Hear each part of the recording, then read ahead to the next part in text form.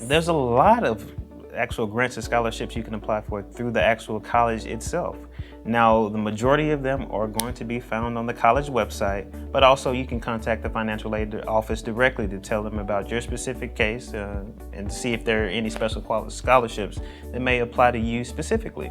There are scholarships you can get for academic reasons, for need-based reasons like we talked about earlier, but there's also scholarships you can get for a lot of different things. Special characteristics like being left-handed or being short or tall. There's just a lot of different scholarships you can apply for, but you just have to do your research. There may be some local scholarships that you can also look into. There's scholarships you can get from a community or church organization. There's also scholarships you can get through a bank or whatever local foundation you have in your county. Just make sure you're doing your research, and you want to make sure you're doing it way ahead of your graduation and senior year. One of the best places you can go is through the actual institution's website itself, okay? So make sure you do that. And also there are a couple of helpful websites I would suggest as well.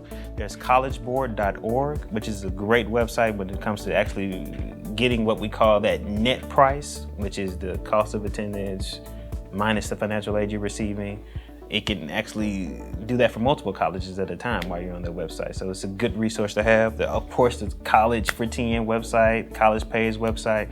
There's a lot of different places you can go to get that information. There's a couple of things I would suggest. One of the main things is be diligent. Make sure you're doing this. Ought to be a daily practice for you when you're doing your homework. Hey, have I looked for any new scholarships today?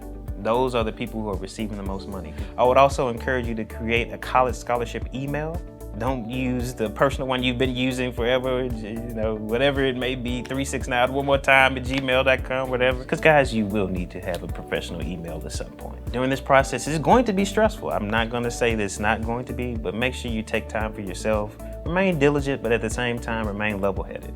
Consult with people around you who have done this before, your house school counselors, your parents, people in your community, but just make sure you're not stressing yourself out to the point where you can't even look for scholarships.